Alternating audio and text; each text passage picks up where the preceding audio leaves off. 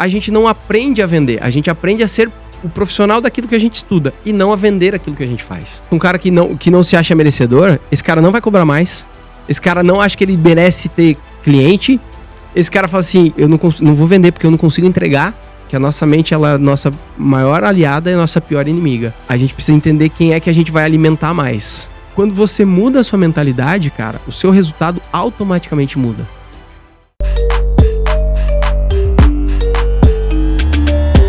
Aqui é o Maico Arruda e hoje o meu convidado especial aqui é o Felipe Camargo, especialista em vendas e construção de autoridade e também hipnoterapeuta Omni, que tem uma história incrível. Obrigado, Felipe, por estar aqui primeiro. Prazer, eu que agradeço pelo convite.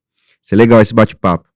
E o intuito desse podcast aqui é trazer mentes poderosas com histórias incríveis ou com resultados incríveis para a gente hackear a mente desses convidados para entender o que eles fizeram, como que eles pensaram e destrinchar tudo que é possível para você também poder aplicar aí na sua vida, nos seus negócios, nos seus resultados. E o Felipe Camargo, já conheço você há bastante tempo, né, Felipe? Quantos anos? A gente se conheceu em 2017, cara. 2017. Lá no Freesider Meeting. Ah, verdade, né? Recife. Você estava palestrando lá também, né? A gente palestrou juntos lá. E o Felipe, como eu falei, ele é especialista em vendas e construção de autoridade e também, atualmente, é hipnoterapeuta Omni.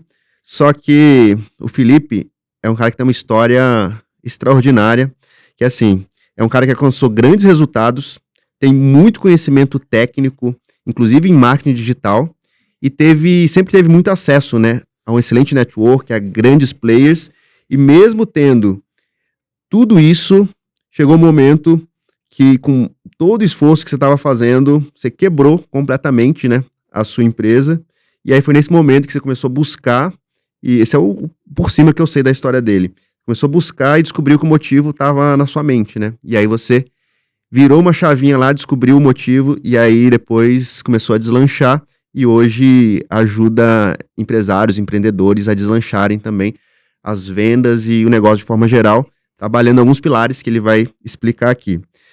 Então, Felipe, primeiro explica, só pra gente se conhecer melhor, como que é o seu trabalho hoje, o que você faz exatamente? Cara, eu costumo dizer que eu ajudo profissionais a eles se tornarem mais reconhecidos e bem pagos dentro da área que eles atuam, né? Porque se você for olhar hoje, todo o mercado ele é super concorrido, né? Tem concorrente, o que eu mais costumo ouvir é que você não conhece o meu mercado. Meu mercado, a concorrência é desleal, os caras se prostituem ali, fazem muito barato, mas na verdade tudo isso é resultado de uma falta de percepção de autoridade. E quando eu falo autoridade, normalmente a pessoa fala assim, mas eu já estudei muito, eu tenho anos de mercado, e na verdade a autoridade não é o que você sabe sobre a sua área. A autoridade é o quanto o seu possível cliente sabe que você sabe. Porque tem muitos profissionais que são muito bons, que são excelentes, mas ainda assim não são reconhecidos. E nem sempre o que tá em destaque é o melhor, é o que tem mais reconhecimento. Cara, se a gente pegar, por exemplo, hambúrguer, se você pegar, provavelmente você conhece alguém que faz um hambúrguer, pode falar nome de marca aqui? Pode, que é livre. Você conhece alguém, ou você mesmo sabe fazer, ou a Rafa, que faz um hambúrguer melhor do que o McDonald's. Sim. Só que quem ganha mais dinheiro vendendo hambúrguer? McDonald's. O McDonald's. Não existe nenhuma outra hamburgueria que venda mais hambúrguer do que o McDonald's. E é o melhor hambúrguer? Não é. É o mais reconhecido. É o que tem, entre aspas, mais autoridade nesse assunto. E é exatamente isso que eu tento mostrar para as pessoas. Que o reconhecimento, a valorização, ela vem não de você saber muito sobre aquele assunto, mas sim sobre o seu cliente entender o quanto você é bom naquele assunto antes de comprar de você. Ou seja, não basta ser bom, né? Tem que parecer bom também, né? Tem que mostrar o quanto você é bom. Porque não é o que você faz, é o como você faz que faz a diferença para você. Pro seu negócio, pro seu resultado. Eu tenho até uma história com meu filho mais velho, que outro dia ele tava querendo umas moedas lá que tinha. Eu falei assim, filho, você pode escolher 3 moedas. E eu, cara, mostrei um monte de moeda pra ele. Assim, ele pegou 2 de 5 centavos e uma de 10 centavos. E tinha moeda de 25, de 50 e de R$1. Falei, filho, por que você escolheu essas? Ele falou assim, porque eu achei as mais bonitas. E ali, cara, me caiu uma ficha que é o seguinte, o fato do nosso cliente não perceber o valor que a gente tem nas mãos é responsabilidade nossa. O meu filho de 6 anos não saber que a moeda de R$1 vale mais do que a de 5 centavos é minha responsabilidade. Só que quando a gente vai pro mercado, a gente fala assim, os clientes não valorizam, os clientes vêm aqui e pedem desconto, mas é porque a própria pessoa não se valoriza, a própria pessoa não mostra o valor que ela tem. E aí, isso atrapalha a venda, isso atrapalha você cobrar mais, isso atrapalha a sua construção de autoridade. E é isso que eu mostro dentro do meu processo para essas pessoas, que o valor que ela cobra, que o preço que ela cobra está diretamente ligado ao valor que ela aparenta ter. Que pode ser que ela nem tenha. Eu filtro muitos clientes que eu pego. Eu não pego o cara que não gera valor, eu não pego pessoas profissionais que não têm interesse na transformação do outro. Se o cara só quer dinheiro, eu já nem pego esse cara. Mas quando ele vem, que ele tem esse poder de transformação nas mãos, eu mostro pra ele que ele só não tá transformando mais pessoas porque ele não tá sabendo mostrar o valor que ele tem pras pessoas antes da compra.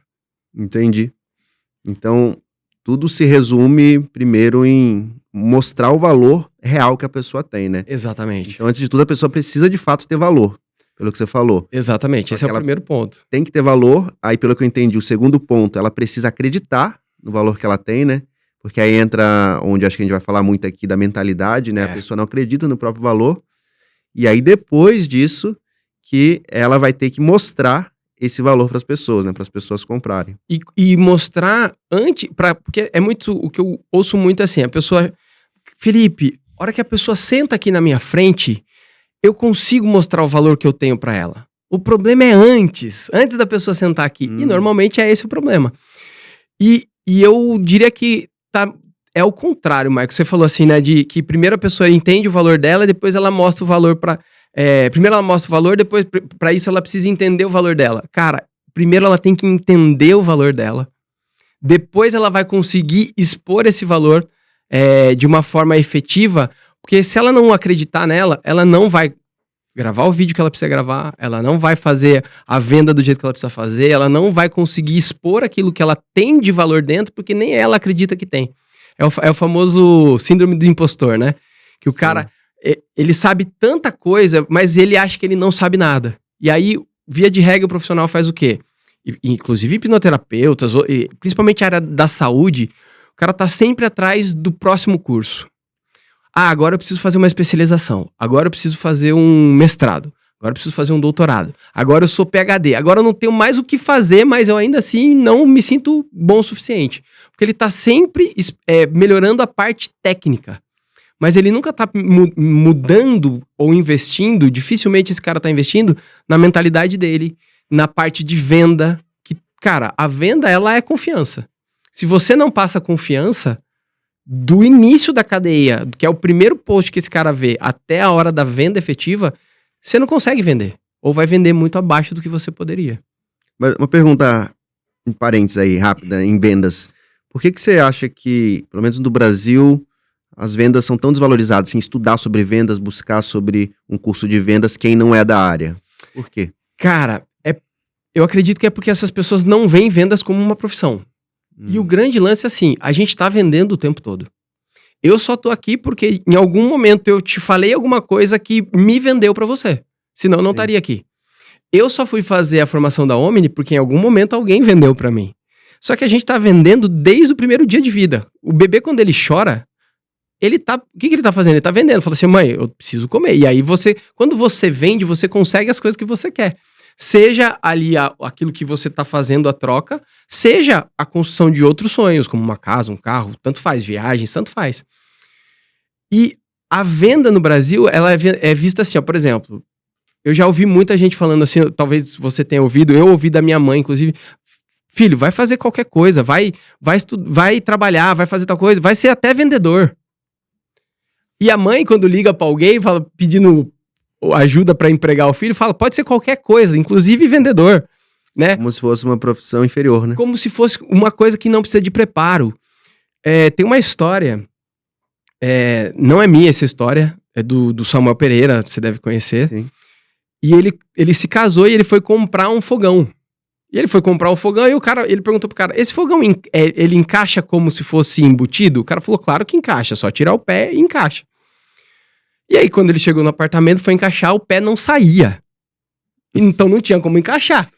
E aí ele falou pra mãe dele, falou, nossa mãe, ó, fogão e tal, não sei o que. O vendedor falou, daí a mãe falou o quê? Ah, também, vendedor, né? Ou seja, existe essa diminuição da importância do vendedor. E, cara, não existe negócio sem venda. O que mantém um negócio é a venda. Claro, se você não fizer uma boa entrega, você não consegue o quê? Vender de novo. Mas a venda, ela resolve praticamente qualquer problema. Porque se você vende, você tem dinheiro, você resolve praticamente qualquer coisa.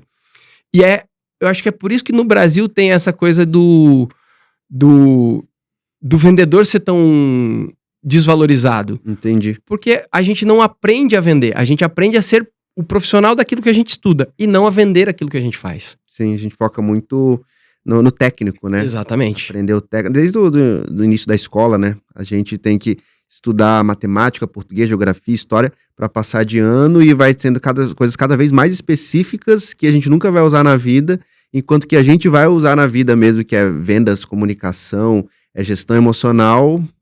Exatamente. Lá, né? O cara que é comunicativo, que é o cara que consegue vender ideias dentro da escola, é o cara que ele é desprezado pelos professores. É o cara que é o, entre aspas, bagunceiro.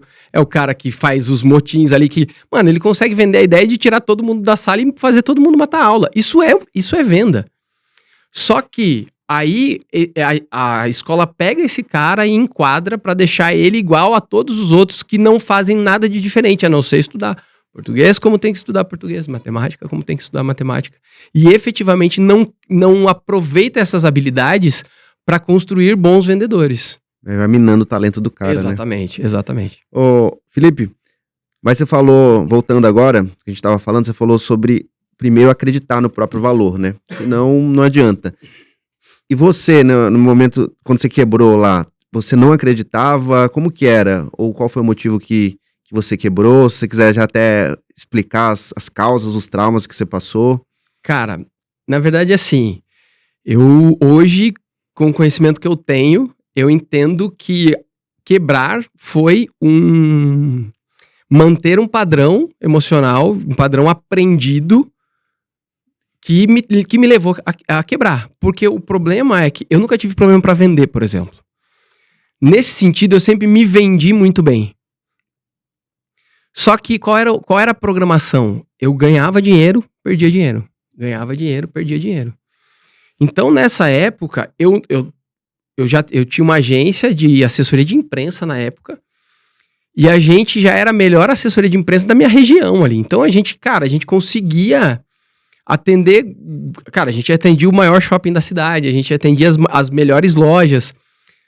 Só que tinha uma programação ali. Sabe aquela história do pensamento gera sentimento, que gera atitude, que gera resultado?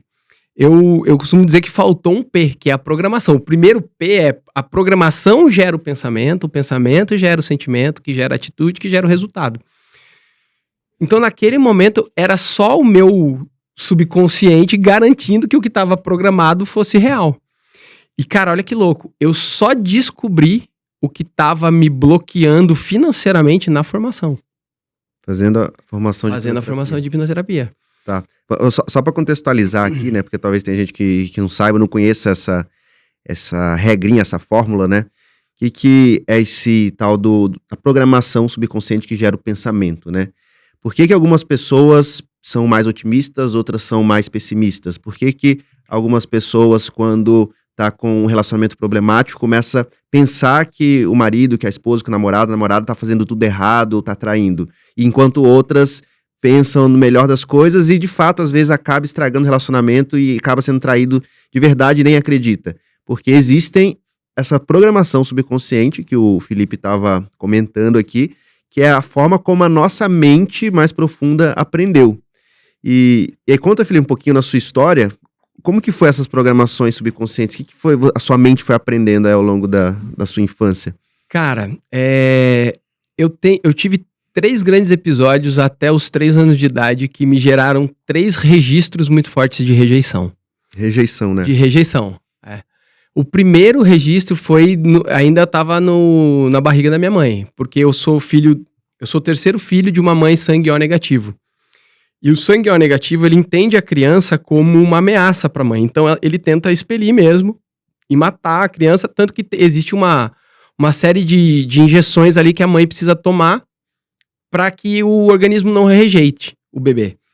Só que minha mãe só descobriu isso na terceira gestação, ou seja, na minha gestação. Ela já tinha tido 2 gestações de risco, que ela não sabia que tinham sido de risco, mas na terceira, que era a minha, ela identificou isso. E eles chegaram a receber o remédio para abortar. Porque eu tinha chance de nascer com alguma deformidade física, com algum problema mental. A minha mãe podia morrer no parto, eu podia morrer no parto. Ou seja, era uma situação caótica mesmo. Então foi uma recomendação médica. Uma recomendação de todos os médicos que eles procuravam. E aí, por algum motivo, eles decidiram não abortar. E foi assim, na hora de tomar o remédio, meu pai falou assim, não vamos tomar. Porque eles são muito religiosos, assim, se Deus mandou é porque por algum motivo a gente tem. E, fato, mas ali já teve um registro de rejeição. Que eu sei isso hoje através de um processo de hipnoterapia.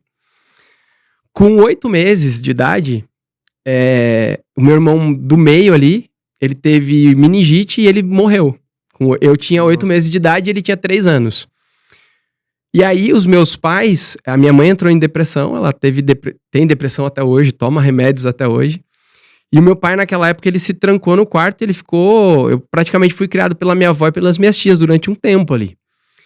E aí, durante muito tempo a minha mãe não conseguia me pegar no colo, então era assim, ela dava mamadeira, alguém dava, porque ela não conseguia me pegar no colo, mais um registro de rejeição com 8 meses. Beleza, aí fui crescendo e tal, com 3 anos, meus pais me levaram pra praia com mais 25 pessoas numa mesma casa. Nossa. E aí, eles, voltando da praia assim, eles me perderam na praia, eu fiquei 12 horas perdido. Com 3 anos, perdido sozinho na praia. E aí, assim, eu lembro até, cara, eu lembro hoje como se fosse um filme. Isso que eu ia perguntar, você lembra desse episódio, eu me lembro. 3 anos. Lembro. Eu lembro de eu ter ido, eu falei assim, cara, eu criei uma estratégia na minha cabeça que foi, eu vou até a última casa, da última rua, e eu vou bater lá e eu vou falar que eu tô perdido. E aí eu lembro que o cara me deu banho, eles me deram comida, porque eu já tava muito tempo sem comer. Eu lembro de eu perguntando pra 2 senhores sentados no banco da praça, assim, ó, falando assim, você não sabe onde fica uma casa assim, assim, assado? E aí, cara, eu me lembro como se fosse um filme hoje, assim. E como que você sentia? Você lembra como que você sentia criança, cara, 3 anos? Eu tava com muito medo. Porque eu tava com medo de nunca mais ver meus pais. Falei assim, cara, e agora? Depois de um tempo que eu tava perdido, eu falei assim, cara, eu consigo voltar pra casa. Que era como? Porque eu sabia o telefone da minha casa, só que naquela época não tinha celular. Então eu tinha o telefone da minha casa, né? Que não tinha ninguém lá. E eu tinha o telefone da empresa que meu pai trabalhava. Que meu pai fazia a gente decorar os telefones caso precisasse de alguma coisa. Então, a empresa do meu pai já sabia que eu tava com essa família, só que não tinha como avisar. Então, assim, naquele momento eu já sabia que, pelo menos pra casa eu voltava. Mas durante um bom tempo eu fiquei com medo de nunca mais ver meus pais. Caramba. E assim, mais um episódio de rejeição. Porque, cara, 3 anos eu fui lá, entre aspas, eu fui deixado de lado de novo. E aí, cara, assim, eu tenho vários episódios. Eu lembro de eu ir, por exemplo, no cemitério, no túmulo do meu irmão, e ficar lá horas. E aí depois fazendo... Sozinho você foi? Sozinho. Porque o cemitério era 2 ruas da minha casa, onde eu morava. Então eu lembro de eu ir lá e depois fazendo terapia, muito, muito autoconhecimento, eu descobri que naquele momento eu tava querendo morrer também. Eu não queria mais viver, porque eu não achava justo meu irmão não ter vivido e eu viver. Cara, e aí assim, velho, várias histórias. Com 7 anos eu fui abusado sexualmente pelo meu primo e pelos amigos dele. E a desculpa que eles usaram era, cara, vem pra esse grupo, porque esse grupo só tem gente especial. Só tem pessoas especiais. E o que eu mais queria me sentir era alguém especial. Que até então eu não me sentia. Então assim, cara, várias histórias desse tipo assim. E isso foi construindo um adolescente, um adulto rejeitado. E aí, voltando pra programação, cara, tinha a festa de aniversário de alguém da minha sala de aula, eu era o único que eu não era convidado. Os caras iam jogar bola, assim, jogar tênis, eles me chamavam, Eles chamavam todo mundo e não me chamavam. E aí eu ficava sabendo, eu falava assim, eu fiquei sabendo que vai ter, vocês vão jogar tênis, posso ir também? Eu me convidava pra ir. E aí eu chegava lá, a primeira coisa que eu via é, fiquei sabendo que você se convidou pra vir. Pra garantir a programação ali. Cara, Entendi. e eu fui virando um cara completamente, eu era extremamente introvertido, tímido, né? Não era introvertido, eu era tímido mesmo. Eu ia me apresentar nas coisas de escola, eu fazia xixi na calça, eu chorava, eu não queria apresentar. Porque juntando isso com um pai extremamente crítico, cara, eu virei um cara extremamente inseguro. Mesmo adolescente, seu pai... Mesmo adolescente. Muito rígido, cara, era assim, eu falava assim, porque eu sempre gostei de artes, né? Então, cara, eu já desenhei muito, já fui músico, mágico, ator. E eu falava, cara, meu sonho é ser mágico. Meu pai falava assim, seu sonho é ser tudo, menos trabalhador. Era sempre uma crítica, saca? Então aquilo foi minando a minha confiança. E, cara, hoje eu sou pai e durante muito tempo, antes de ter essa consciência, eu me via replicando né? não da mesma forma, mas a mesma crítica. Não de apontar o dedo, mas com o olhar. Uma coisa, é sério que você tá fazendo isso? Você tem filho agora, você vai ela ainda é um bebê, mas você vai perceber que, cara, a gente... E os meus 2 filhos são muito parecidos comigo. Então eu olho pra eles, eu me vejo. Literalmente eu me vejo, cara. Então é um desafio, cara. Caramba, e aí eu fui crescendo com essa insegurança. Cara, alguém seguro desse jeito. Você acha que eu conseguia vender, mas eu não conseguia reter o dinheiro.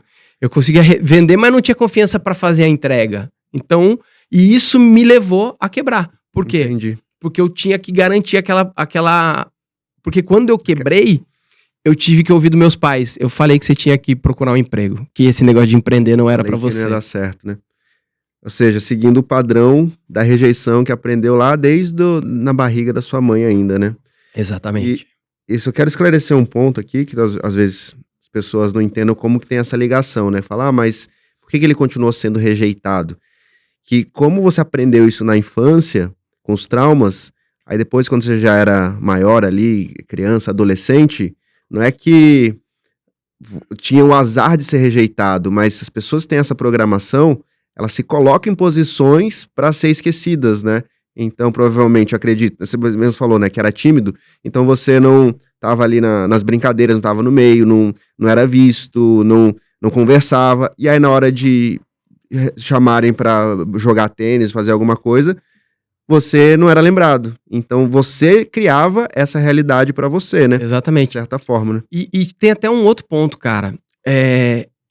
Hoje eu me lembro de muitas vezes eu fazendo, que hoje é o famoso bullying, eu fazendo bullying com as pessoas exatamente pra que elas me rejeitassem. Porque era assim, eu tava num grupo, cara, eu começava a tirar sarro de todo mundo. Até que alguém me batia. Até que alguém me expulsava do grupo. Porque esse é o problema da programação. Não é que necessariamente só alguém vai fazer com você. Você vai preparar situações para que aquilo aconteça. Cara, nossa, isso pra mim é o que mais me marcou, assim. Que hoje, olhando pra minha história... Tudo faz sentido, né? Tudo faz sentido. Eu me vejo fazendo os bullying, zoando com as meninas, pra que quando eu chegasse numa festa de... Sabe aqueles bailinhos? Eu chegava na... Cara, quantos bailinhos eu fui sem ser convidado? E aí eu chegava lá, criava aquele clima, sabe? E aí, lógico, eu chegava nas meninas, quem queria dançar comigo? Ninguém. Por quê? Porque eu já tinha zoado aquela menina, já tinha tirado sarro dela exatamente pra garantir que isso fosse real, saca? Nossa, isso aqui fez lembrar de uma história que exemplifica como que a gente de fato cria os nossos problemas na vida, né? Os nossos padrões de comportamento. Tem muitas mulheres que falam, né, que tem problema pra se relacionar, que só atrai o cara errado, o dedo podre, né? O famoso dedo podre, né? Tem umas que falam que não é nem dedo podre, é dedo necrosado, né? De tanto cara ruim que arruma.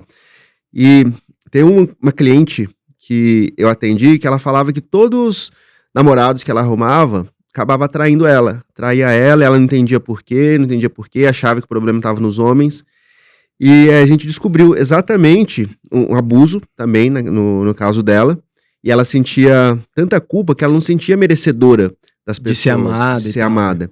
E aí o que ela fazia? Ela começava a criar esses comportamentos, primeiro de um ciúme extremo, falando que você vai me trair, que você, eu não posso confiar em você, que eu não sei onde que você tá, que você não atendeu o telefone, e que de fato chegava a um ponto de quase que influenciar o cara a trair. E aí, olha o ápice que chegou. Ela tava casada, arrumou um cara que era super fiel, assim, nunca teve problema nenhum com traição, mas ela sempre desconfiava, sempre falava que ele ia trair, sempre achava que ele estava traindo. Até que chegou um dia, eu conheci o marido dela, e ele falou o seguinte, ó, cara, você não acredita o que a mulher fez? Eu abri a minha carteira um dia pra sair, ir na farmácia, quando eu peguei a carteira e abri, tinha uma camisinha lá dentro. Tipo, a mulher colocou uma camisinha. A mulher colocou uma camisinha. E aí ele olhou aquilo e falou, o que é isso, amor? Você tem uma camisinha aqui dentro? Aí ela virou pra ele e falou, com certeza, porque se você for me trair, pelo menos vai trazer doença aqui pra dentro de casa. Pelo menos se cuida. Caraca, velho. Olha que loucura, né, velho? O ponto que chega, né? E aí um cara desse que não tá com a programação correta, ou que também foi rejeitado na infância, o que ele pode pensar? Falar, a minha esposa, ela não me ama, ela deve estar me traindo também, ela quer que eu traia, ela botou uma camisinha aqui, então ela me deu a permissão pra eu trair ela. E aí, a gente cria esses comportamentos sem a gente perceber, né? Né? E cara, é muito louco, porque quando eu fiz a formação, eu descobri que a minha questão financeira, que me fez quebrar em 2014, foi exatamente a morte do meu irmão, velho. Olha que loucura. Com 8 meses. Eu tinha 8 meses. Porque qual foi o registro? Qual era o fato? O fato é que meu irmão de 8 meses, eu com 8 meses, meu irmão de 3 anos teve uma doença e morreu. Só que nesse processo, em 3 dias ele morreu. Só que nesse processo ele foi levado para São Paulo. E a gente morava em Itu. E os meus pais não tinham dinheiro para trazer o corpo de volta. E qual foi o registro que ficou? Por que eu vou ganhar dinheiro se eu vou gastar com coisa ruim? Nossa. Então, cara, eu ganhava... Velho, eu cheguei a fazer 130 mil reais em uma palestra de vendas. Em 1h30 eu fiz 130 mil reais. No dia seguinte eu tava sem seguro. No dia seguinte eu tava indo pra um lugar, eu bati em 3 carros. Eu tava sem seguro, eu tive que pagar quase 40 mil só pra consertar os carros, o meu carro e os outros carros.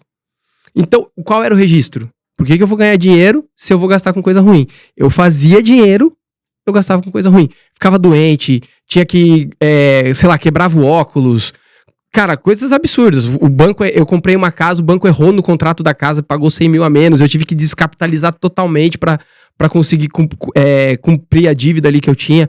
Então, umas coisas absurdas, cara. Por quê? Porque o registro... E quando eu fiz a formação, que eu descobri isso, eu falei, caraca, não é possível.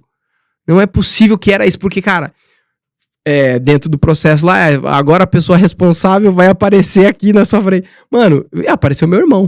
Eu falei, cara, mas o que ele tá fazendo aqui, saca? E aí eu entendi que esse era o registro. E, cara, depois dali, a minha vida mudou completamente. Eu falo, me dê 5 anos, você vai ver onde é que eu tô. Porque se eu ainda não sou milionário, é porque eu ainda tenho coisas pra tratar. Mas aquilo que me bloqueava, eu já descobri, eu já tratei. E hoje é muito mais fácil pra eu fazer esse dinheiro. Tanto que a gente tem um resultado muito bom dos últimos eventos que a gente fez. Eu vendo hoje mentoria muito mais fácil do que eu vendia antes. Hoje eu tenho cliente mentorado meu na França, pagando em euro, saca? E Nossa, pra gente é muito... E a diferença eu continuo vendendo, mas agora eu retenho esse dinheiro. Não criou coisas pra perder o dinheiro, perder né? Esse dinheiro, cara, exatamente. Muito pelo contrário, hoje eu comprei a casa, que foi a casa que eu tive problema com o contrato. Cara, hoje ela vale 2 vezes mais e eu tenho proposta pra vender e assim, cara, tudo no tempo de Deus, assim, sabe? As coisas vão se ajeitando, só que aquela coisa de faz dinheiro, no dia seguinte começa a perder, não existe mais, porque mudou a programação. E aí a gente volta pra aquele ponto, né? A programação, a programação gera o pensamento. Então o meu pensamento hoje não é mais de escassez. Hoje eu faço dinheiro, eu não fico mais assim, cara, eu não posso perder esse dinheiro. Não, cara... Eu fiz esse dinheiro, eu vou usufruir desse dinheiro da melhor maneira possível, porque eu sei que esse dinheiro, ele vem pra mim em grande quantidade. Você sabe que merece, né? Você é merecedor, né? Exatamente. E mais do que ser merecedor, né? Porque merecedor parece que eu fiz alguma coisa pra merecer aquilo de forma efetiva. Quando a gente muda a programação, cara, até a questão do merecimento muda. Porque, cara, eu antes, eu nem, se você me convidasse pra estar aqui, eu ia falar assim, cara, mas o que eu vou fazer lá? Eu me questionaria, por que o Michael tá me chamando? Não, deve ter alguma coisa errada aí. Eu já questionaria a minha capacidade de estar aqui. E eu acho que o merecimento tá ligado à sua percepção de capacidade. Porque se você se sente capaz de fazer alguma coisa, não tem merecimento, tem capacidade, né? E é porque o merecimento é você pegar a sua capacidade, usar aquilo de forma efetiva para ajudar outras pessoas, e isso vai trazer o resultado. Porque quanto mais capacidade você tem, mais dinheiro você faz. Caramba, gostei dessa explicação, hein? E que mostrar que o merecimento tá ligado à percepção de capacidade. Faz todo sentido. Porque você pensa, um cara que não se acha merecedor, esse cara não vai cobrar mais, esse cara não acha que ele merece ter cliente, esse cara fala assim, cara, eu não vou vender porque eu não consigo entregar. E, cara, tudo isso passa por um processo de autodesenvolvimento. Se a gente não entende a nossa capacidade, e aí, cara, a capacidade tá ligado com quanto você estuda, sim, com quanto você aplica o que você estuda, sim, e principalmente com quanto você transforma a outra pessoa com aquilo que você sabe. Se você não tem segurança com esses 3 pontos, dificilmente você vai fazer mais dinheiro, você vai se achar mais merecedor de fazer alguma coisa. Perfeito. Ô Felipe, eu queria voltar num ponto que eu acho que é importante, que infelizmente é mais comum do que as pessoas imaginam, e muita gente nem abre sobre isso, nem fala sobre isso, né? Que é a questão do abuso que você passou com 6 anos de idade, né? 7 anos de idade, né?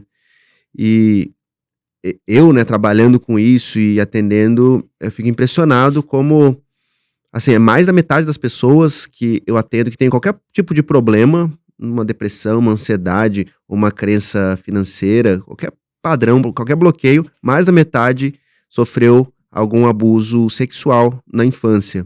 E homens e mulheres, né? E você trouxe esse ponto e mostrou como isso atrapalhou e reforçou a questão da rejeição, né? Então, queria que você...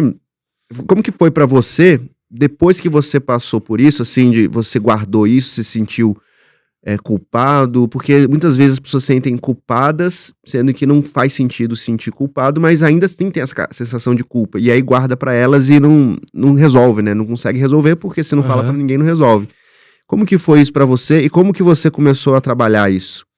Cara, na verdade, até quando aconteceu isso, eu contei pra minha mãe.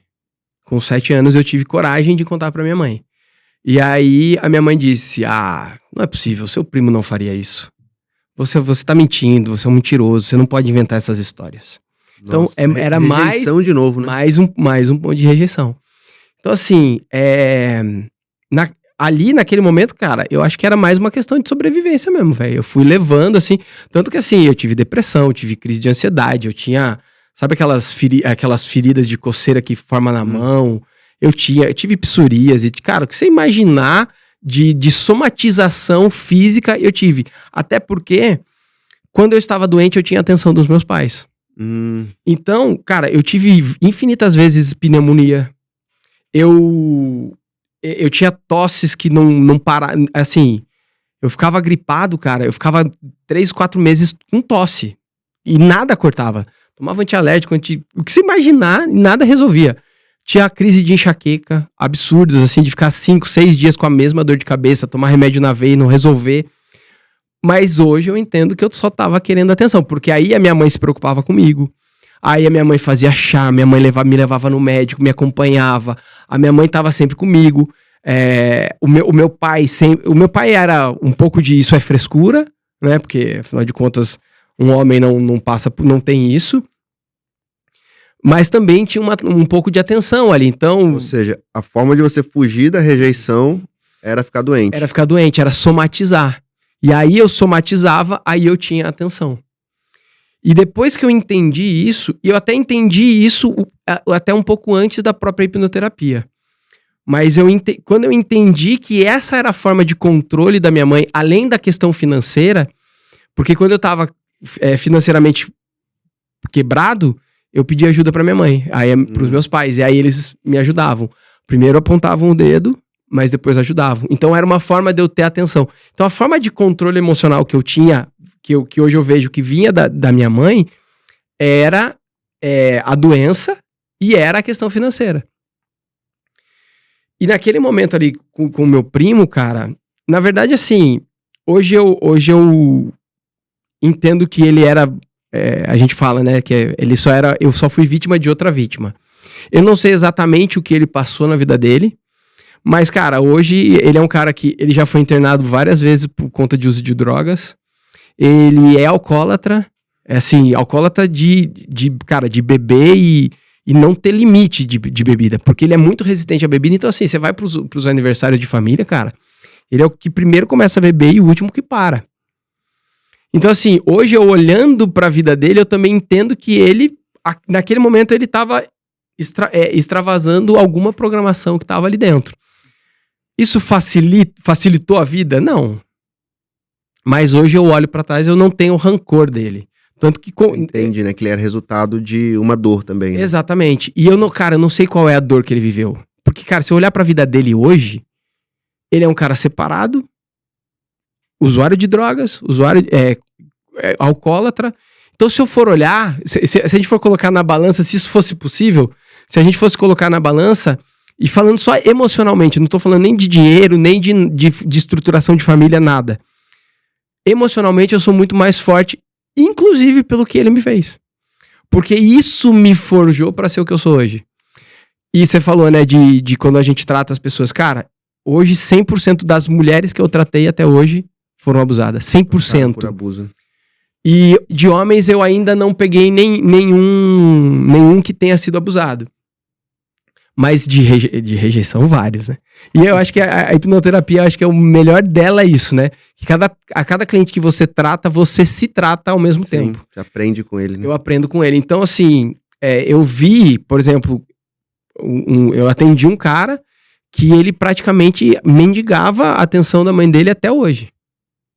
E quando eu tratei, eu falei assim, cara, eu ainda tô mendigando a atenção da minha mãe, de outra forma. E qual que era a causa, só abrindo parênteses, a causa desse cara mendigar a atenção da mãe, na causa do subconsciente? Você lembra? Eu lembro, ele presenciou, ele tá ainda na barriga da mãe, ele presenciou uma briga da mãe com o pai, e a mãe, o pai queria muito filho, a mãe não queria muito filho, tanto que ele teve uma criação por parte de mãe muito dura, muito rígida, que trabalhava muito, talvez se ocupava muito, né, até pra não ficar com o filho, porque assim, ele é o terceiro filho de 4. E nessa briga, a mãe da mãe dele, a avó dele, falou assim, vocês já não dão conta de 2, quanto mais 3. E aí naquele momento instalou pra ele um sentimento de rejeição, porque a mãe concordou com a avó. Então naquele momento criou essa rejeição, e cara, a partir de então, de novo, vários episódios na vida dele, de rejeição, principalmente com a mãe. Entendi. A mãe trabalhava muito pra não ficar com ele, quando ficava com ele se irritava muito fácil, bebia muito. Entendi. Até pra fugir daquela realidade ali. Então assim, cara, eu falo, né, que a nossa mente, ela é a nossa maior aliada e a nossa pior inimiga. A gente precisa entender quem é que a gente vai alimentar mais. E via de regra a gente alimenta aquela que destrói a gente, não aquela que fortalece. Exato. E, inclusive, tem até a parábola, né, dos lobos, né, que tem a ver com isso que você falou, que todos nós temos 2 lobos, né, um do bem e o do mal. E aí, quem ganha? Ganha aquele que se alimenta mais, né? Exatamente isso. Ô Felipe, primeiro, quero te agradecer e dar os parabéns por você estar abrindo esses detalhes da sua história, porque eu tenho certeza que muita gente aqui vai se conectar, muita gente vai ter ficha caído aqui, muita gente vai se emocionar, porque, como a gente falou, né, muita gente passa por isso, e você tá abrindo aqui detalhes, e que já tá trazendo vários insights para essas pessoas começarem a se curar, né? E a primeira coisa que mostra que você tá tratado, e quem não consegue fazer isso é porque tem coisa para resolver, é que você consegue falar disso abertamente, né? Sim. Então, quem estiver nos ouvindo aí que tem algum bloqueio, passou por um abuso, nunca contou isso pra ninguém, é porque precisa olhar e talvez isso tá atraindo problemas, né, pra sua vida. E outra questão interessante que você falou, dos problemas, né, que você causava, da atenção que você ficava doente pra gerar atenção, então acho que é um insight legal pra todo mundo aí que tá nos ouvindo, para pensar, né? Os problemas que você está tendo, os problemas financeiros, problemas emocionais, as doenças. Qual ganho você tem tendo esses problemas? Reflete nisso, como o Felipe contou o caso dele aqui, que você vai talvez ter grandes desbloqueios aí. Só isso já vai ajudar muita gente, cara. Se o cara parar pra pensar nisso e descobrir o ganho secundário, né? O que ele ganha tendo esse problema, ele já vai resolver metade dos problemas deles. Exatamente.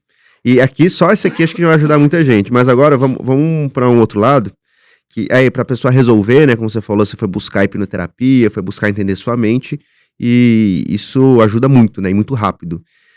Beleza, mas a pessoa tá tendo esse problema. E como você estava tendo, você foi descobrir a hipnoterapia só depois você teve que quebrar, teve que sofrer muito, passar por muitas doenças. E isso que é legal da sua história, que mesmo você sofrendo muito, doença, problema familiar e várias outras coisas, você não desistiu, você não deixou de buscar, foi empreender, você continuou trabalhando, perdia dinheiro, mas continuava. Então vamos tentar aprofundar e hackear um pouquinho essa parte da sua mente, dessa motivação aí. O que fazia você continuar e não desistir, mesmo ali no fundo do poço? Cara, uma coisa que a minha esposa fala muito eu nunca vi você desistir de alguma coisa. Isso é real.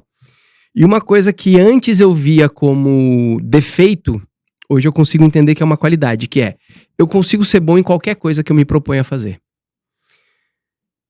Antes eu via como alguém, eu sou um generalista, eu sou bom em muita coisa, mas não sou ótimo em nada. Só que hoje eu entendo que tudo que eu aprendi na minha vida me preparou para fazer o que eu faço hoje. Então, nas minhas palestras, por exemplo, eu faço mágica, toda a técnica vocal que eu aprendi como ator, como músico, eu uso nas palestras. Eu fui diretor de fotografia para cinema, eu fiz direção de fotografia. Então, todo storytelling que eu aprendi no cinema, eu trago pra palestra. Então, tudo isso me preparou pra isso. E a grande questão eu sempre fui movido a desafios. Então, quando alguém me falava assim, quando meu pai falava, você quer ser tudo menos trabalhador, eu ia e fazia muito dinheiro como mágico, por exemplo. Quando meu pai falou assim pra mim, você não sabe nada de música, eu aprendi música sozinho. Aprendi a tocar violão, piano, teclado, saxofone, sozinho. Caramba, sozinho? Sozinho, porque, cara, e naquela época não tinha YouTube, né? Não tinha o cara ensinando na internet. Cara, era eu ralando ali, comprava revistinha, ia estudando. Então, eu sempre fui motivado por esses desafios, principalmente do meu pai. De falar que eu nunca ia ser nada, e aí aquilo que eu tinha falado, eu ia e provava pra ele. Só que o que acontecia? Quando eu tinha a aprovação do meu pai, eu desistia. E você conseguia aquilo que você precisava, né? Porque eu queria aprovação. Então, enquanto ele tava negando, eu tava me esforçando. Quando ele aprovava, eu falava assim, isso aqui não faz mais sentido. Até que em 2014, que foi quando eu fali, que eu tava muito bem financeiramente, eu tinha feito muito dinheiro, eu tinha ajudado a minha irmã a comprar um apartamento, e o meu pai veio e falou assim pra mim, eu lembro até hoje, ele me abraçou, foi uma das poucas vezes até aquele momento que eu lembro do meu pai me abraçando. Ele falou assim, obrigado por me ajudar a fazer uma coisa pela minha filha que eu não pude fazer. E naquele momento, eu tive a aprovação do meu pai pelo trabalho que eu fazia, que ele nunca tinha valorizado. E aí lembra da programação? Aí eu voltei, e ali naquele ano eu fali. Porque eu tive a aprovação do meu pai do trabalho que eu fazia que ele nunca tinha aprovado. Nossa, que interessante, hein? Não, é loucura, cara. É loucura, né? É um absurdo, assim. Se seu pai não tivesse te dado aquela aprovação, talvez você não teria falido, né? Talvez eu não tivesse. Mas se eu não tivesse falido, talvez eu não estivesse aqui. Pois é. Porque lá em 2014, a gente descobriu o marketing digital. A gente descobriu o Érico Rocha, a gente descobriu fórmula de lançamento, e a gente focou, foi quando a gente migrou, e isso muito por mérito da Natana, que é a minha esposa e minha sócia, que ela falou assim, assessoria de imprensa não dá mais dinheiro, vamos falar de construção de autoridade e vamos nichar. E a gente nichou para infoprodutor. E aí a gente começou a acessar os grandes players. Então, cara, a gente atendeu da galera do marketing digital de 2014, que já faz quase 10 anos, cara, a gente atendeu a grande maioria, Paula Abreu, Camila Porto, Kátia Damasceno, Bruno Gimenez, o Fagner Borges, cara, o Samuel Pereira, a gente atendeu só nego pica, assim. E ali, se eu não tivesse falido, eu não teria ido pra esse lugar. Saca? Que daí a gente saiu de um lugar de cobrar R$1.500 por mês por cliente pra cobrar R$15.000 por mês. Porque a gente nichou, a gente virou a melhor empresa de construção de autoridade que não existia no Brasil até então. Ninguém falava de construção de autoridade. A galera só começou a olhar pra autoridade, pra posicionamento de mercado, pra posicionamento com base em arquétipos e tal, em 2017. Quando o Flávio Augusto, num Fórmula de Lançamento, falou sobre a importância de posicionamento. Aí que a galera foi olhar pra isso. Mas a gente já estava trabalhando com os nossos clientes desde 2015. E ali começou um processo de construção.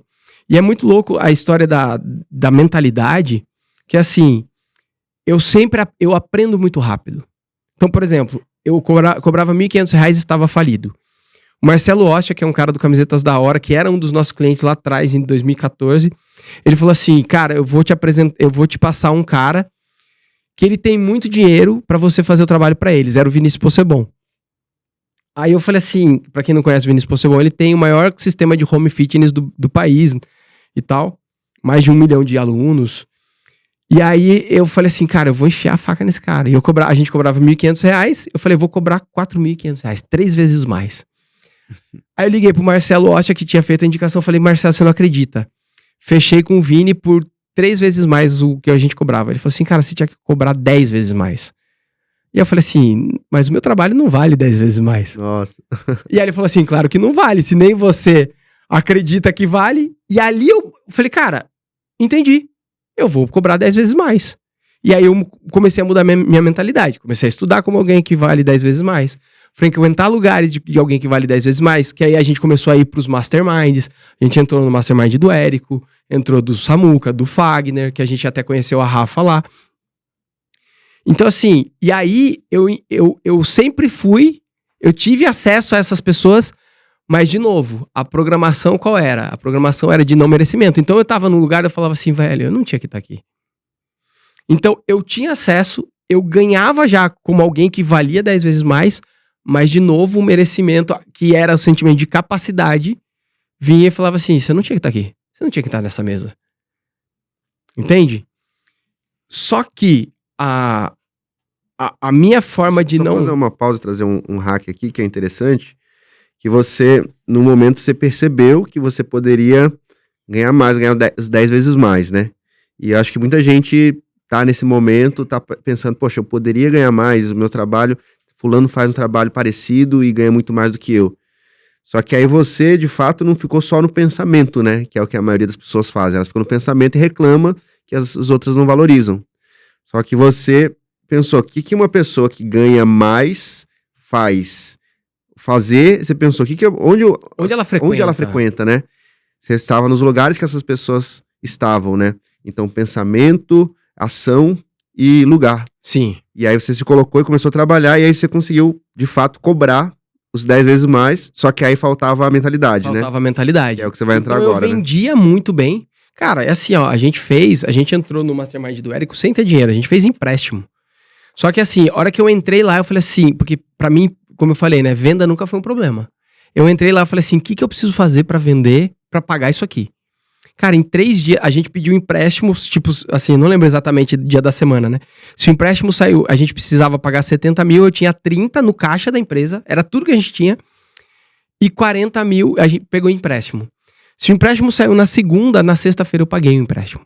Por quê? Quando o empréstimo saiu e a gente entrou no Mastermind, a primeira mensagem que eu mandei, e aí é uma outra coisa que eu tenho como hábito, eu não tenho vergonha de perguntar. Se eu não sei uma coisa, eu não fico pensando, não vou perguntar porque o que as pessoas vão achar de mim. Cara, falava assim, viu, como é que faz tal coisa? Isso que você tá falando, como é que faz? A primeira coisa que eu fiz, na hora que eu entrei, a gente entrou, eu falei assim, galera, a gente entrou aqui, a gente pediu 40 mil de empréstimo, como é que eu faço pra pagar isso? E os caras me passaram uma estratégia, a gente fez a estratégia, a gente fez 110 mil reais. Em uma semana. Em uma semana. Então a gente pegou o empréstimo na segunda, na sexta-feira eu liguei pro banco. Tudo bem, eu queria quitar o financiamento, o empréstimo. A moça falou assim, não, mas a primeira parcela vence só daqui 30 dias. Eu falei assim, não quero pagar a primeira parcela, eu quero quitar o empréstimo. Daí a moça tentou me convencer de não fazer isso, por conta de tudo que ela ia ganhar, né? Mas basicamente foi isso.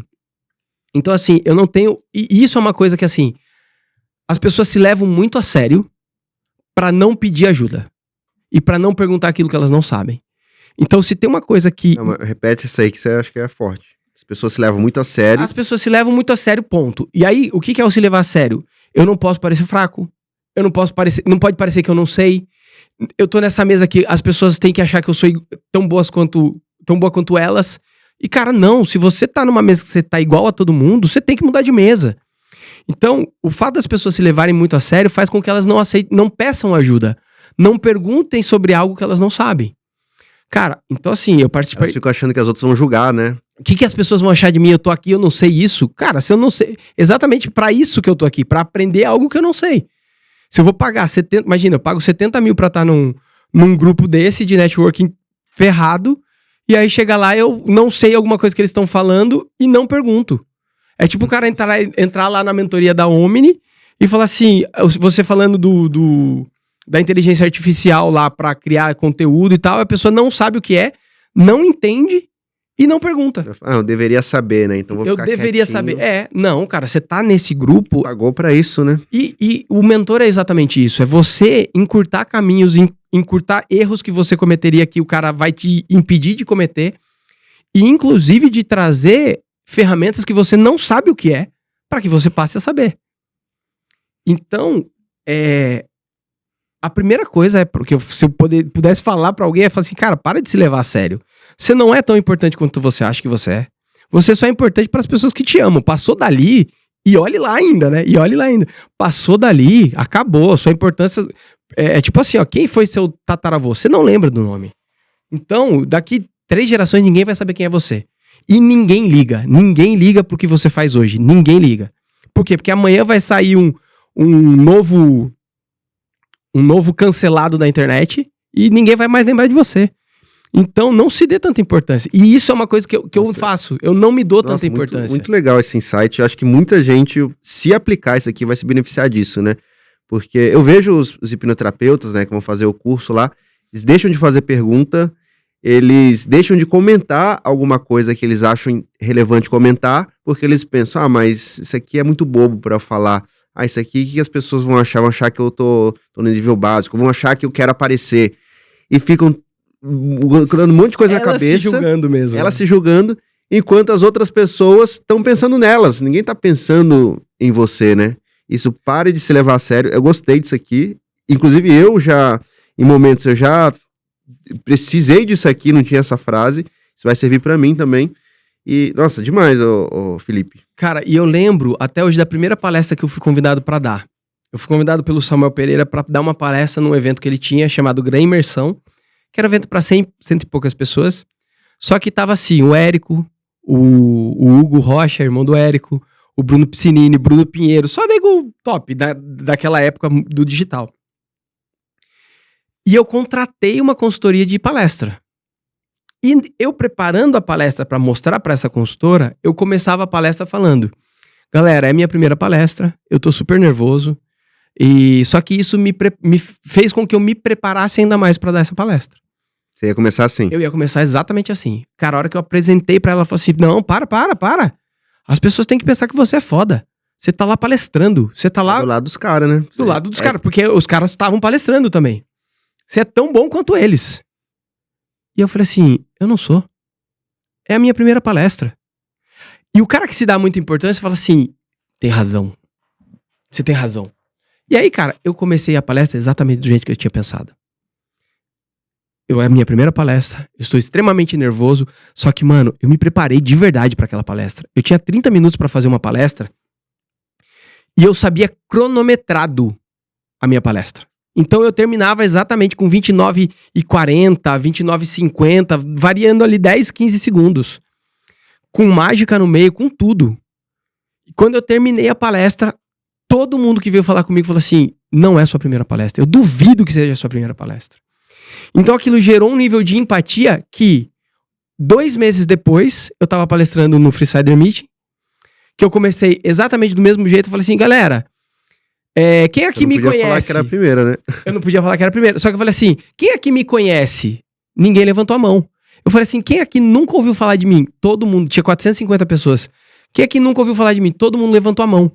Eu falei assim, a grande vantagem de vocês não me conhecerem é que se eu fizer uma grande merda aqui, daqui 2 minutos vocês nem sabem quem eu sou. Agora, se eu fizer uma baita de uma palestra, vocês vão lembrar de mim pro resto da vida de vocês. E eu comecei assim a minha palestra. Nossa, esse é um mindset muito poderoso, né? Vocês... Imagina todo mundo, a maioria das pessoas, né, são desconhecidas, né? Exato. A realidade, 99,9% das pessoas Ou são às vezes é conhecida por um grupo de pessoas pequeno, né? Então, acho que dá pra levar isso aqui pra vida, né? Que você fala, ó, se eu sou desconhecido aqui nesse meio, se eu fizer uma merda, ninguém tá nem aí, ninguém me conhece, ninguém vai lembrar de mim amanhã. Agora, se eu fizer algo positivo, todo mundo vai lembrar de mim, vão comentar, eu vou fazer negócios. Então, é um risco-retorno muito atrativo, né? Então, Exatamente. a gente tem que se colocar à prova, tem que falar, né? E, cara, isso tira o foco do erro. Porque qual que é o problema do erro? A pessoa que tem medo de errar, ela tem medo de não parecer bom quanto ela gostaria de parecer. E, cara, tá tudo bem. Por exemplo, eu nunca tinha dado palestra. Então, se a minha palestra fosse ruim, só seria uma palestra ruim. Não tá ligada a diretamente ligada a quem eu sou. O meu valor não tá naquilo que eu gero de resultado. O meu valor tá naquilo que eu gero do que eu sou de verdade, na minha verdadeira identidade. E se o meu foco tá em quem eu pareço ser, em quem eu quero ser, mas ainda não sou, eu não me ponho à prova. E é por isso que as pessoas não gravam vídeo. É por isso que as pessoas não fazem conteúdo. É por isso que as pessoas não fazem palestra. É por isso que as pessoas não se põem à prova, porque elas não se permitem errar.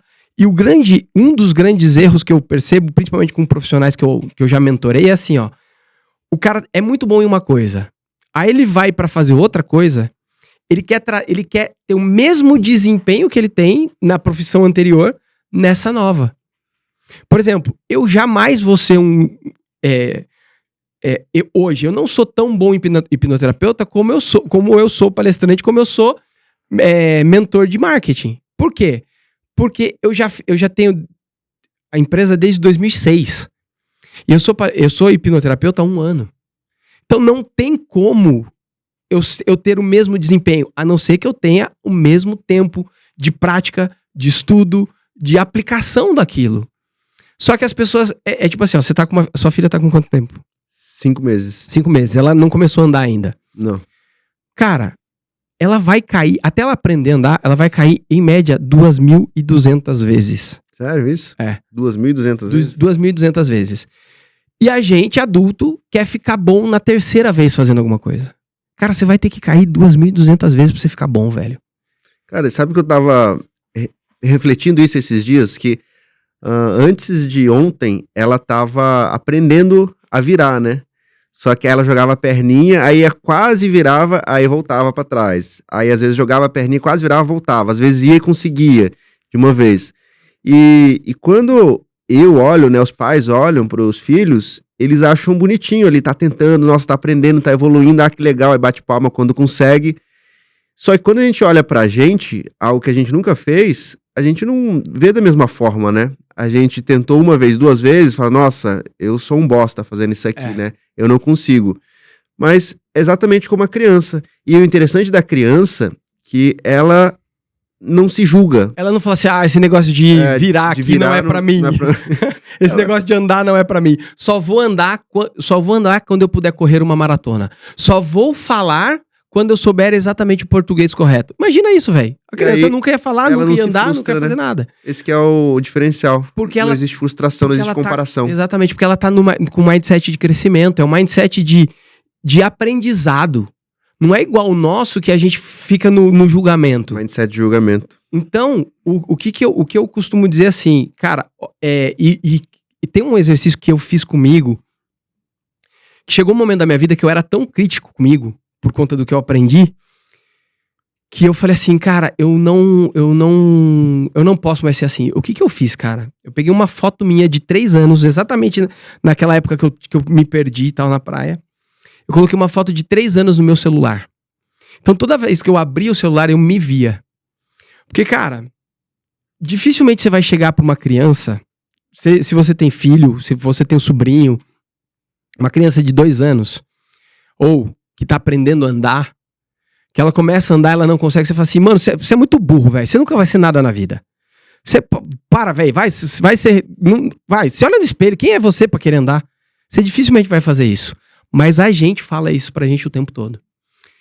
E nessa época, o que eu fiz? Eu coloquei essa foto e toda vez que eu me criticava, eu olhava pra aquela foto e falava assim, ó, fala pra essa criança aqui isso que você acabou de falar pra você. Cara, e essa é uma das dinâmicas que eu faço, por exemplo, nos meus treinamentos mais poderosas que existem. Por quê? Porque a pessoa, quando olha pra aquela criança, que é ela mesma, porque, cara, dentro da gente tá aquela criança. A gente só é um adulto frustrado porque a criança foi machucada. A gente só é um adulto que não tem prosperidade, que não se sente amado, porque essa criança foi machucada. Então, quando a pessoa olha pra aquela foto e eu falo pra ela, você vai xingar.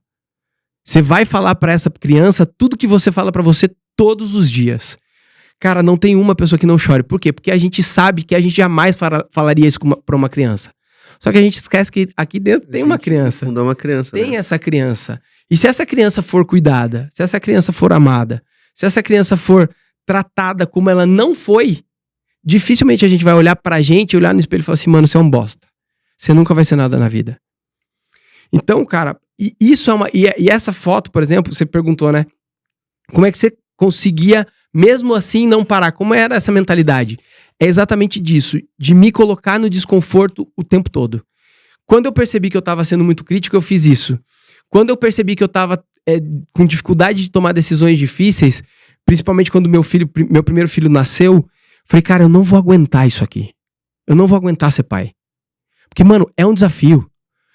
Porque a sua vida muda de uma forma que você nunca imaginou que fosse possível. E eu não tinha ferramentas para lidar com aquilo. Então eu chegava em casa, depois de 12 horas trabalhando, eu ouvia ele chorando, eu sabia que eu ia ter que cuidar dele, porque a Natana já não aguentava mais.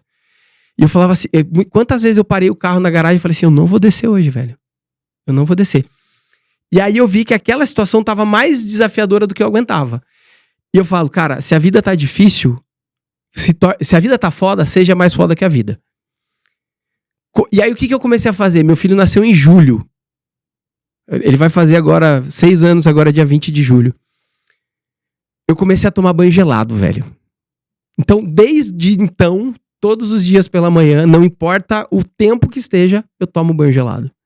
Até hoje. Até hoje. Inclusive, eu fui pro Chile pra participar de um mastermind lá. A gente ficou no pé da cordilheira. Os caras sabiam que eu tomava banho gelado. Eles desligaram a calefação da casa pra ver se eu ia tomar banho gelado mesmo. E, mano, a água vinha da cordilheira. E tava menos 3 graus no Chile. Então, assim, e eu tomei banho gelado. Por quê? É gostoso? Não. Eu gosto, odeio. Só que qual que é a grande questão? A cada banho gelado que eu tomo, não querendo tomar um banho gelado, me colocando na zona de desconforto ali, que pra mim é a zona de crescimento, quando tem uma decisão difícil que eu preciso tomar, é muito mais simples. Porque, cara, o tempo todo eu tô me colocando em desconforto. Cara, coisa ridícula. Escrever com a mão esquerda. Eu sou dessa. Escrever com a mão esquerda. Escovar os dentes com a mão contrária. Dormir do outro lado da cama. Cara, é coisa simples. Mudar o trajeto. Isso vai criando novas conexões neurais, que quando você precisa tomar uma decisão diferente, ou do que você está acostumado, ou uma decisão mais difícil do que você está acostumado, ou ter ferramentas diferentes, você já está acostumado a se colocar nessa zona de desconforto. Sua mente já está preparada a fazer o difícil, né? O desconfortável. Exatamente. Então, isso é uma coisa que eu sempre faço. Cara, eu não consigo fazer isso aqui. Ah, velho, agora eu vou fazer. Eu vou procurar ajuda, eu vou procurar mentores, eu vou precisar procurar pessoas para me orientar para eu conseguir fazer aquilo. Eu não vou desistir enquanto eu não fizer. Pode ser que eu faça uma vez e fale assim, beleza, já fiz, não faz mais sentido eu olhar para isso aqui. Mas eu não me paro mais diante de um desafio que eu dito que eu não possa superar. Cara, enquanto eu não fizer aquilo, eu não vou parar. Caramba. E o próximo passo é ser milionário. Poderoso. E vai chegar antes do que você imagina. Amém. Poderoso. E isso que você falou de tomar banho gelado ou de fazer coisas difíceis, uma coisa que eu vejo as pessoas fazendo muito, elas julgam uma ação antes de testarem. E falam, por exemplo, esse negócio de tomar banho gelado, não sei o que, isso não dá em nada. Isso é loucura. Fazer isso, não sei o que, é besteira. Só que, eu não consigo fazer. ou eu não consigo. Só que quando você julga antes de você testar, você tá sendo enganado pela sua mente, né? Porque a sua mente, ela já tem a decisão dela, ela vai te dar um monte de razão, um monte de desculpinha pra você se manter naquilo. E aí quando você passa a fazer, depois que você testa e experimenta, aí sim você pode ter uma opinião real. Porque você já fez, e aí você sabe que... E não é fazer uma vez também não, é fazer por um tempo. No banho gelado eu fiz isso. Eu fiquei 6 meses tomando banho gelado, depois que eu tinha me acostumado para eu tomar uma decisão. Se, isso aqui faz sentido? Não faz? Eu sei que eu aguento. Não foi uma desculpa que eu tava dando para não fazer porque eu não aguentava. Não é uma coisa do tipo assim, eu não consigo fazer, então eu vou dizer que eu não quero. Não faz sentido mais. Cara, você tem que fazer sistematicamente até você falar assim, até ser uma decisão consciente. Exato. Assim, eu não quero mais fazer isso. Porque não faz sentido tomar banho gelado todo dia. Tá tudo bem. Mas, cara, toda vez, eu posto todo dia que eu tomo banho gelado. Todos os dias eu recebo alguém falando assim, você é louco, nesse frio não tem como, eu prefiro cortar um braço. Velho, outro dia um cara mandou, eu prefiro cortar um braço do que tomar banho gelado. Falei, tá tudo bem, então corta o braço. Se pra você é mais fácil, né? Mas é exatamente isso, cara. É treinar a sua mente pra fazer coisas diferentes, coisas desconfortáveis, porque não é fazendo o que você faz a vida inteira que vai te trazer o resultado diferente, né? E eu vejo a hipnoterapia como uma ferramenta. Ela te ajuda a descobrir o que eu chamo de buracos emocionais ali. Ela te ajuda a tratar, mas é a partir do dia 2, depois da terapia, que você começa a descobrir quem você é. Porque descobrir, você descobre, tratar, você trata, a partir dali, de novo, é uma decisão. Cara, pra onde eu vou? Eu vou voltar pro ganho secundário e voltar a ter a vida que eu não gostava, que eu vim aqui tratar? Ou não, agora que eu sei, que eu tenho consciência, agora que eu tratei, eu vou decidir agir diferente. Porque, de novo, é uma decisão. Cara, porque assim, a programação, ela tá lá. Uma vez que você muda a programação, não existe mais isso. A partir dali é decisão. É decisão. Então, eu já tratei muita gente e todas as vezes de pessoas que não deram, entre aspas, certo, é porque a pessoa voltou pra decisão antiga. Decidiu voltar pra programação antiga. Porque ela já tinha todas as ferramentas, ela já tinha tratado tudo, mas o ganho secundário pra ela era tão gostosinho, era tão a merda quentinha ali, que ela falava assim, cara, não, beleza, eu acho que eu prefiro isso aqui. E pra mim não faz sentido, cara. Eu olho hoje pra minha esposa, pros meus filhos, meu filho mais velho acabou de passar por uma cirurgia nos olhos, ele ficou 10 dias, cara, de olhos fechados. E todo o processo pré-operatório foi com hipnoterapia, todo o processo. Exames que tinha que anestesiar, ele não anestesiou, eu fiz com hipnose. Caramba! E no pós-operatório, assim, foi incrível. Eu não pude entrar com ele na sala de cirurgia. Ele entrou sozinho, acordado, contando piada. Por quê? Porque todo o processo a gente desenhou de um jeito, a gente treinou ele de um jeito, que ele entrou contando piada dentro do centro cirúrgico, cara. E os 10 dias que ele ficou de olhos fechados, eu falei assim, filho, eu não vou facilitar pra você. O papai tá aqui pra te ensinar a ser homem, pra ser pai. Ele vai fazer 6 anos ainda. Então assim, você tá aqui sentado, o banheiro você vai andar 5 passos pra direita, 10 passos pra frente, 2 passos pra esquerda, você vai chegar na porta do banheiro. A partir de agora, você vai pro banheiro sozinho. Você tá com medo de errar ali o vaso? Senta pra fazer. Porque, cara, a gente tem a obrigação de treinar os nossos filhos para que eles tenham uma mentalidade muito mais forte do que a nossa. Porque eu fui aprender isso com 28 anos. Entende? Que eu fui aprender que existe um mundo diferente. Que daí eu fui estudar PNL, coach, fiz uma série de coisas e encontrei uma ferramenta assim, praticamente perfeita na hipnoterapia. Que é o que eu aplico hoje com os meus mentorados. Só que até então, cara, eu era o cara que vivia no vitimismo. Eu sou um bosta, eu nunca vou ter nada na vida. Eu tinha um casamento com uma mulher incrível, tenho ainda, com uma mulher incrível, só que não via uma mulher incrível, só via os defeitos dela, porque eu fui ensinado a ver os defeitos. Inclusive os meus. E a gente não trata o outro de uma maneira diferente que a gente se trata. Cara, quando eu entendi o universo que existia, eu falei, cara, eu não posso... E ainda assim, me vejo em vários momentos fazendo coisa errada com meus filhos. Mas infinitamente menos do que eu poderia fazer se eu não tivesse acesso a essas E agora você tem ferramentas. clareza que tá errado, né? Exatamente. Antes você era cego pra isso, né? É. Nossa, e só de o que você mudou como pai, né? Também isso já... Total, Nossa, cara, Isso total. que você falou com seu filho, já anotei aqui, porque é uma coisa que eu não tinha pensado em fazer, de ensinar desse jeito, e é poderoso, vou fazer com a Milena. Pois é, cara. Assim, eu costumo dizer que os nossos filhos, eles são livros em branco. E pra você criar uma boa obra, você tem que ser um autor melhor.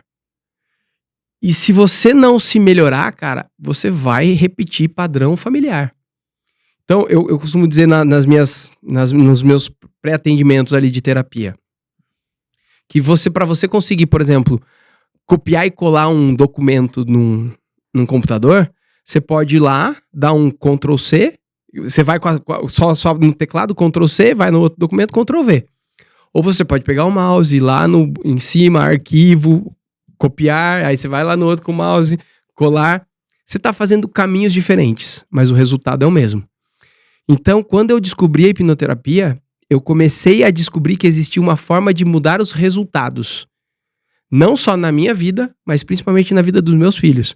Porque se os meus filhos tiverem os mesmos barulho de trem que eu tenho, ou que eu tinha, é responsabilidade minha. E é irresponsabilidade minha. Porque eu já tenho ferramenta pra mudar isso, pra não repetir esse padrão. Então, acho que esse é o grande lance, cara. A gente, como pai, a gente tem uma função ali de não permitir que os nossos filhos passem pelas mesmas coisas que a gente passou. Nossa, demais. Aproveitar que a gente tá falando da hipnoterapia, quero comentar aqui que esse podcast, ele é patrocinado pela Omni Brasil, que é o maior centro de formação de hipnoterapeutas do Brasil, que é inclusive onde o Felipe estudou, aprendeu e tá trazendo todas essas técnicas aqui pra gente. Então, se você quiser mudar como pai, né, como o Felipe falou, ou trabalhar numa profissão que você tem um propósito e ganha muito dinheiro, procura a Omni Brasil, que você vai encontrar essa profissão na hipnoterapia. Felipe, cara, muitos insights aqui, demais. A gente tá há quanto tempo aqui, Thaís? Quantos? 1h14? Caraca, e nem falamos do evento ainda, dos resultados financeiros ainda. Nem deu pra... Nossa, mas é muita coisa. Comenta rapidinho, como que foi depois que você mudou todos os últimos eventos aí, o resultado financeiro que vocês tiveram, pra gente finalizar? Cara, pra falar do evento eu preciso falar da hipnoterapia. Por quê? Esse evento, ele surgiu de uma sessão de hipnoterapia. Eu tava tratando a Natana, ela com uma ansiedade muito alta ali, de ter crise de ansiedade, de ter, sabe, de ter reações físicas já, taquicardia, achar que tava tendo derrame, nesse ponto, assim. E eu fui fazer uma sessão de hipnoterapia com ela pra tratar a ansiedade. E dentro do processo da sessão, a gente descobriu uma cena ali, um momento onde a Natana tinha sido, entre aspas, rejeitada, sido escrachada ali, porque ela estava fazendo um show com microfone mesmo. Ela gostava de se apresentar para a família e ela foi meio que chacoteada ali pela família. E a ansiedade vinha desse lugar. E aí, cara, a gente tratou isso e a gente acabou a sessão com ela dizendo assim: eu entendi que eu preciso estar no palco falando para muitas mulheres, levando esse poder que tá dentro delas, mas que elas não conseguem acessar. Tanto que os 3 pilares do evento é a espiritualidade, porque a gente acredita muito em Deus, a gente sabe, pelo menos pra gente, nada do que a gente faz é sem ter ele como pano de fundo, assim, como orientação principal. Poder pessoal e vendas. E a gente fez o primeiro evento em janeiro desse ano. Em 45 dias a gente fez o evento. A sessão dela foi no comecinho de dezembro. No dia 21 de janeiro, se eu não me engano, a gente fez o primeiro evento. Chama Elas no Topo. Por conta dessa visão. Por conta dessa decisão que ela teve. Mas assim, acabou a sessão de hipnoterapia. Sabe quando ela ainda tá ali voltando do estado de hipnose ali? Ela falou assim: eu entendi que eu preciso estar no palco. Porque ela não gostava do palco. Ela não gostava. Apesar de palestrar e tal, ela não gostava. Ela tinha reações físicas, sabe? Soltava a barriga, tudo que você possa imaginar. E ela falou assim: eu preciso estar no palco. E aí surgiu o primeiro evento, Elas no Topo, dela com a sociedade com uma outra amiga nossa. E nesse primeiro evento, a gente teve um faturamento ali de mais ou menos uns 80 mil reais. Entre vendas de ingresso do evento e de mentoria. Elas venderam lá uma mentoria de 5 mil reais, por 6 meses venderam para 10 mulheres, mais o faturamento de venda do evento. E aí, cara, a gente falou, eu assim, ó, tem que fazer o segundo e tal. E elas levaram quase 6 meses para fazer o segundo, que foi agora dia 17 de junho. Só que nesse período, eu já fui trabalhando, eu fiz hipnoterapia com a sócia dela, eu fiz de novo hipnoterapia com a Natana, e eu fui construindo na cabeça delas, porque eu sou estrategista desse evento. Eu palestrei também falando sobre crenças que a gente tem, sobre os buracos emocionais que impedem a gente de vender mais, de fazer mais dinheiro, mas eu sou o estrategista do evento. Então toda a parte estratégica do que ia ser vendido, como ia ser a mentoria, tudo fui eu que desenhei. Claro, junto com as meninas, que elas que fazem a entrega, né? Não posso criar nada que elas não vão querer entregar. E dentro do processo da criação do evento, a gente dobrou o evento. O primeiro evento teve 110 pessoas, nesse segundo teve praticamente 190 mulheres, todas só mulheres. E no segundo evento, a gente praticamente dobrou o evento, dobrou o valor do ingresso, e ele trouxe um faturamento de quase 300 mil reais. Ou seja, a gente saiu de um faturamento de 80 para praticamente 300 mil reais, deu 290 e poucos, 291.500, mais ou menos isso. E em 6 meses. E uma das entregas da mentoria que a gente vendeu era individual. Porque na cabeça das meninas, elas iam vender 5 mentorias individuais de 10 mil reais. Porque a gente dobrou o preço, a gente saiu de 5 para 10 mil e diminuiu o tempo, de 6 meses para 3 meses. Elas falaram, cara, isso aqui não vai, ninguém vai querer comprar. Vai vender no máximo umas 5. E elas venderam 18 mentorias. Nossa. 18 mentorias de 10 mil reais, mais o faturamento de venda de ingresso do evento, que deu ali, era uma média de 700 reais o ingresso, foram 183 mulheres, que deu um faturamento aí praticamente de 300 mil reais. E o que mudou? A gente mudou a agressividade na venda, no sentido de, a Natana, quando ela foi subir para fazer a venda, um pouco antes eu falei assim, ela falou assim, eu tô com medo de vender, as pessoas vão subir lá de novo, e as pessoas vão saber que agora eu vou vender e tal. Aí, cara, eu fiz uma micro sessão de hipnoterapia com ela ali. Na hora ali. Na hora, eu falei assim, porque eu fiz ela voltar pra sessão, pra primeira sessão. E eu falei assim, volta pra aquela menina que sabe o porquê que ela tem que estar no palco. E quando ela voltou, ela sabia que ela tinha que estar lá no palco, que a venda era ajudar aquelas mulheres. Que a venda era pegar aquele poder que ela tinha sentido, aflorar, e trazer para aquelas mulheres que estavam ali. E, cara, a venda dela foi muito tranquila. Não foi uma... Depois ela falou que até tava nervosa, mas ela tava... aparentemente, ela tava super calma. A venda dela foi uma venda natural.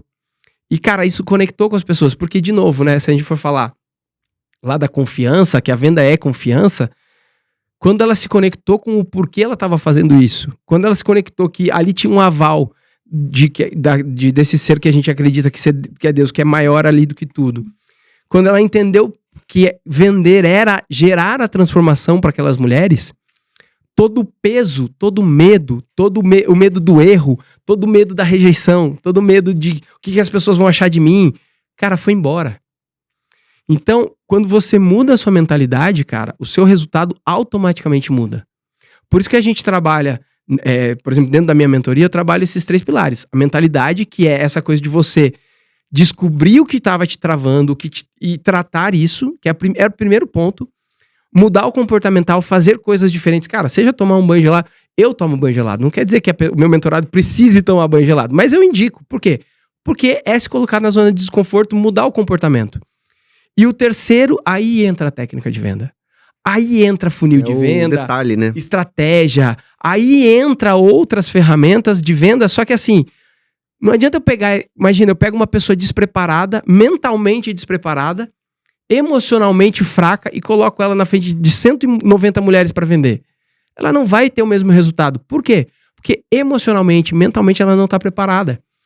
E quando eu coloco eu resolvo isso antes, então para você que tá aí ouvindo esse podcast, resolve primeiro a sua mente, depois o seu comportamento e depois você vai pensar em técnica de venda. Porque a técnica de venda é o detalhe. Porque quando você vai para a técnica de venda, você já vai confiante. E a sua venda, ela acontece naturalmente. Às vezes você nem precisa vender, é só você explicar o que você faz, a pessoa fala assim, eu quero. Porque você passa com tanta naturalidade, com tanta confiança, que a pessoa fala assim, é disso que eu preciso. E acabou, a venda acontece de forma natural, porque você está confiante. Porque você sabe que você gera transformação, você sabe que você tem condições de ajudar aquela pessoa, e a pessoa percebe isso. E o evento é exatamente resultado dessa mudança de mindset.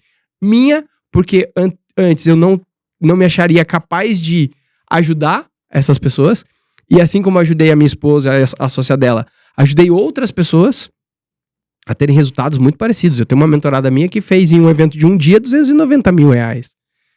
Caramba, poderoso. Por quê? Porque, cara, muda a mentalidade, muda o comportamento, e aí você vai para uma estratégia de venda. Quando muda a mente, tudo muda, né? Exatamente. Então, quando eu mudei a minha capacidade, e eu falava para as meninas, vocês vão vender pelo menos umas 20 mentorias. E vocês vão ter que se lascar para me entregar. Não, vai ser no máximo 5. Eu falava assim, se prepara. Porque eu tô preparando vocês para vender 20 mentorias.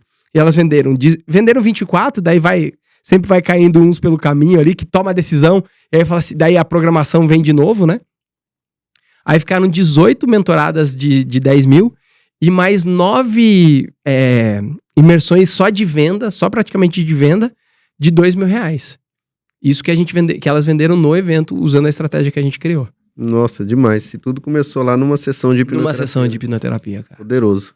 E que também, se eu for olhar, eu só tava ali porque eu também passei pelo processo de hipnoterapia e resolvi esses traumas, esses buracos que eu tinha na infância, que me deixavam com um sentimento de incapacidade, de não merecimento, de não ser bom o suficiente para ajudar ninguém.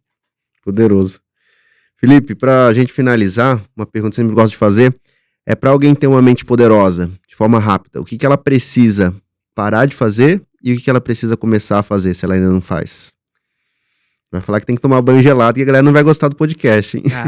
Caraca. Velho, eu vou falar o que eu comecei a fazer.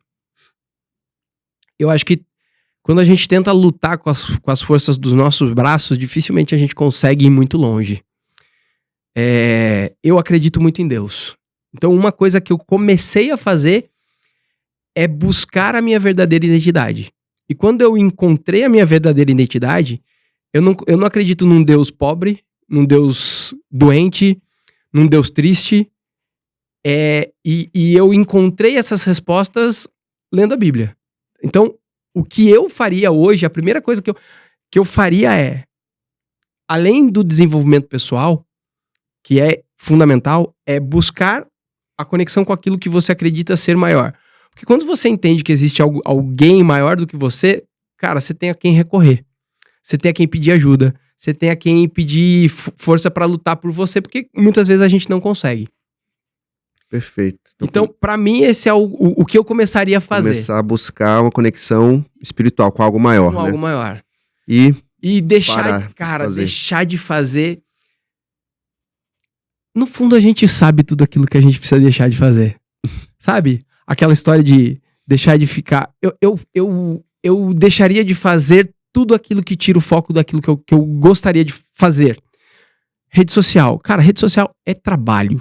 Não é ficar fritando lá, buscando um aporte dopaminérgico pra fazer você ter um prazer momentâneo. Tira tudo aquilo que tira o seu foco e bota o foco naquilo que vai te levar onde você quer. Perfeito. Então, tira o foco da rede social, bota num livro. Tira o foco do relacionamento. Cara, tá num relacionamento abusivo, já entendeu que não dá, e aquilo tira o seu foco daquilo que vai te levar pra onde você quer. Mano, tira tudo o que te distrai. Tira a notificação de celular, tira a notificação de WhatsApp, de Instagram. Para de seguir 1000 pessoas. Cara, se você olhar o Instagram, você vai seguir 10 pessoas no máximo. Hoje eu sigo 23 e eu ainda olho e falo assim, cara, eu preciso tirar gente daqui. Porque isso tira o nosso foco.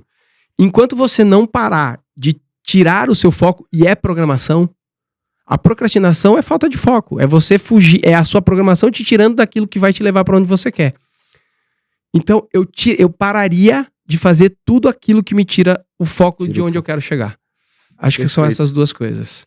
Caramba, Felipe, muito insights eu tive aqui. Nossa, demais o papo. Gostou do papo? Pô, bom demais. Ficaria 7 dias e 7 noites aqui conversando. Nossa, dava pra explorar muita coisa. Bom, Felipe, queria te agradecer. Falei aqui com o Felipe Camargo. Muito obrigado aí. Deixa as suas redes sociais, onde as pessoas te encontram. Tá, no Instagram é @monopólio mental. É onde eu mais atuo ali. E se você me mandar um direct, sou eu que respondo mesmo. A minha equipe não é responsável por essa parte. Eu gosto de falar com as pessoas. Com as pessoas que estão ali. O meu site é monopoliomental.com.br também. E, cara, se quiser meu WhatsApp, eu adoro conversar com as pessoas. Então, mas me manda um direct lá que eu te passo o meu WhatsApp pessoal. Melhor, né? Muito obrigado, Felipe Camargo. Isso aqui foi o podcast Mentes Poderosas. Lembra de compartilhar, de comentar, de ir lá, seguir o Felipe e de passar essa mensagem para quem precisa, porque aqui tem muitos insights para você ter uma mente poderosa. Então, obrigado. Valeu, Felipe. E é isso.